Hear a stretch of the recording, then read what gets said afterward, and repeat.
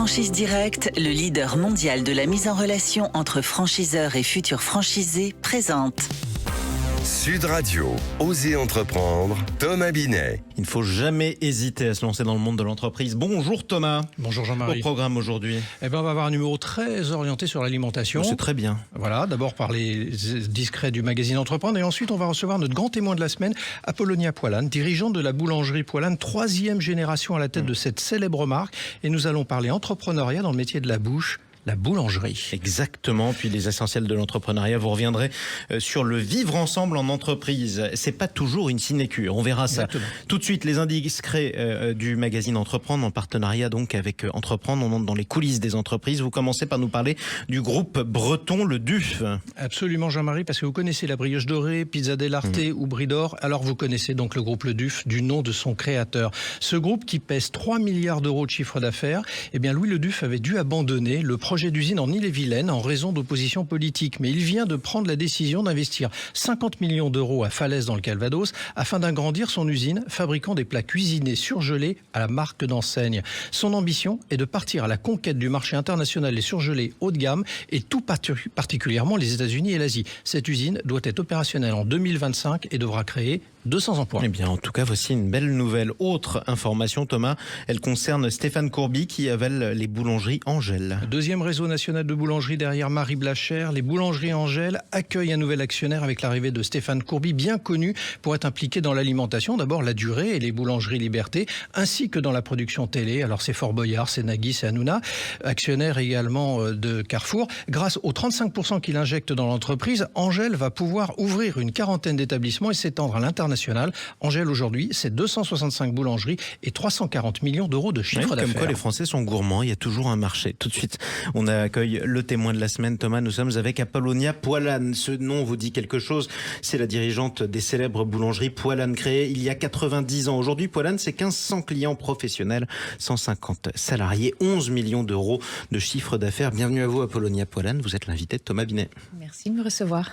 Le 31 octobre 2002 restera une date gravée à jamais dans votre vie et dans celle de votre entreprise. Vos parents perdront, eux, la leur dans un accident d'hélicoptère au large de Cancale en Bretagne.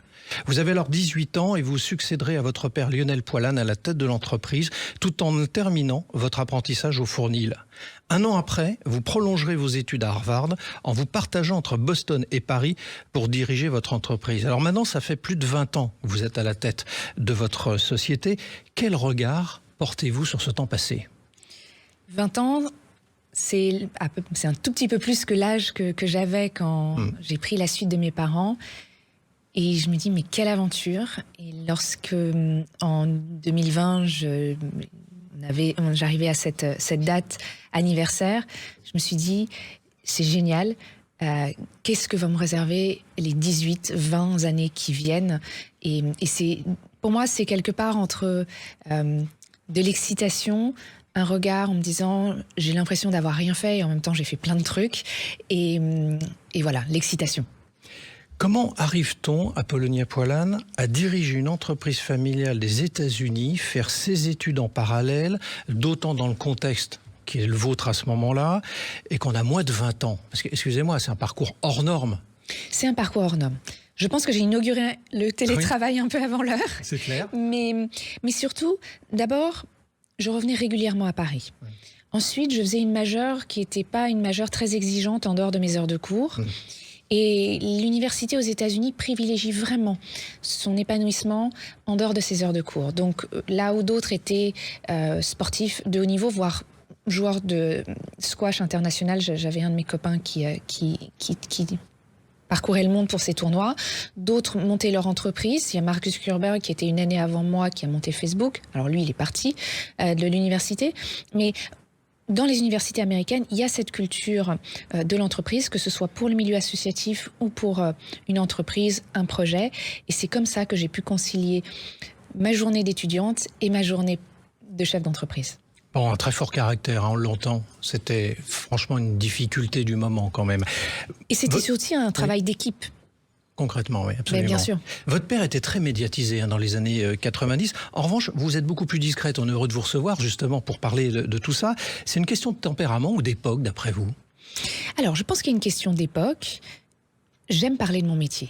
Et si vous me donnez l'occasion de parler de mon métier, mais 100 fois je vous dirais oui. Oui, parce que, pardon, je vais vous interrompre, mais j'ai beaucoup regardé, lu pour ce qui vous concernait, pour préparer cette interview. On ressent la femme qui aime la boulangerie, qui aime le produit. C'est un produit très noble à vous voir, à vous entendre en parler. C'est vrai, c'est juste. Et après, il y a 24 heures à une journée et concilier mon quotidien de chef d'entreprise, ma passion pour la boulangerie, avoir une vie personnelle, c'est un équilibre et peut-être que ici et là, je saisis peut-être pas toutes les occasions, mais c'est pas par manque d'envie, c'est, je pense, tout simplement la reconnaissance que nous sommes humains. Vous êtes plus fière de vous présenter comme boulangère ou comme chef d'entreprise? Oui, comme boulangère, parce que d'abord, c'est mon métier. C'est ce que j'ai appris quand j'avais 16 ans au Fournil. Et ensuite, parce que je trouve que le métier de la boulangerie, c'est un métier qui, à beaucoup d'égards, a des parallèles avec mon quotidien de chef d'entreprise. En quoi? En quoi? C'est l'adaptation, d'essayer de comprendre, d'être ouvert et de comprendre que il y a une conversation constante, quotidienne, au niveau micro, quand on est au Fournil en train de façonner du pain ou face à une personne et en train de discuter d'une situation. Et au niveau plus macro, de se dire, en fait, on n'est pas tout seul dans son environnement, on est interagi et donc il faut savoir s'adapter. Moi, j'étais frappé également de voir que votre marque, vous la faites passer les années, les décennies, en la préservant. Vous avez d'ailleurs eu une phrase pour parler justement de cette progression de votre entreprise, l'image d'un arbre, que le plus important, c'est de grandir et non grossir. Alors, je vais vous taquiner un peu, si vous le permettez quand même. Est-ce que c'est possible quand même, à l'époque à laquelle nous vivons, dans cette compétition entre entreprises, qui est brutale, qui est violente, d'une façon générale, de faire ce que vous préconisez justement? C'est un équilibre, ce qui veut dire que par nature, c'est pas stable. Est-ce que et c'est un engagement. Est-ce que c'est facile? Clairement pas, mais c'est ce qui m'anime au quotidien. Et c'est vrai que nourrir ce tronc d'arbre, alimenter des belles branches qui vont être pérennes, c'est important pour moi. L'important, c'est que la marque perdure après vous? C'est que les savoir-faire que je nourris au quotidien se transmettent de génération de pain en génération de pain, de génération de paires de mains qui fabriquent le pain aux suivantes. Et effectivement, Poilâne est une entreprise familiale depuis 3 générations, donc mon souhait, c'est de pouvoir transmettre cette entreprise à une 4e génération. Alors, la transmission, on va en parler dans un instant. Moi, je suis allé voir votre Instagram aussi. C'est intéressant parce que le premier mot, en revanche, et là, c'est le contraire de ce que vous venez de dire, qui est inscrit, c'est entrepreneuriat. C'est pas boulangerie. Oui, c'est vrai. Alors, différents supports et puis différentes terminologies. J'ai aussi mis bread trotter parce que j'ai utilisé un anglicisme, mais parce que ça reflète aussi cet amour que j'ai pour le pain et de comprendre que c'est une monnaie d'échange, c'est quelque chose de concret, mais qui alimente les conversations, créer les ponts, créer des liens. Quel est le mot pour vous qui peut symboliser le mieux la qualité d'un entrepreneur? Ces jours-ci, je me dis que c'est la détermination. J'ai pu écouter certains de vos invités parler de passion, certainement. Oui, parce que vous êtes une femme passionnée quand même, on ne peut pas vous retirer ça non plus. Bien sûr. De persévérance. Enfin, en fait, je pense qu'il n'y a pas un mot, il y en a plein. Un cocktail. C'est certainement un cocktail. Celui qui me vient aujourd'hui, c'est la détermination, c'est les directions que l'on prend et comment est-ce que on les nourrit et que l'on n'a pas peur de les ajuster au fur et à mesure que l'on avance. Merci en tout cas, Apollonia Poilâne, d'être passée du côté d'Oser Investir sur Sud Radio, Oser Entreprendre, pardonnez-moi. Je rappelle que vous êtes, par définition, la dirigeante de la boulangerie Poilâne. Bonne transmission quand elle viendra, en tout cas. Et bon courage à tous les boulangers qui nous écoutent et qui sont debout depuis très longtemps en ce matin sur Sud Radio. Tout de suite, les essentiels. Bruno, le spécialiste des fournitures et de l'équipement pour les professionnels, présente. Sud Radio, Oser Entreprendre, Thomas Binet.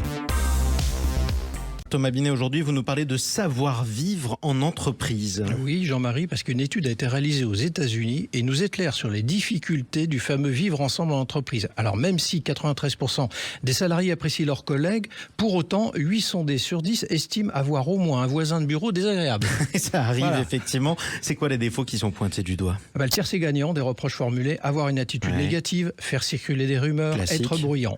Oui. Ce dernier point d'ailleurs est souvent cité, d'autant plus que par ceux qui pratiquent le télétravail. Le retour en open space est souvent compliqué, les nuisances sonores dérangent 52% des salariés. Et alors, il y a d'autres reproches qui sont formulés ? Oh oui, bien sûr, il y en a un paquet même.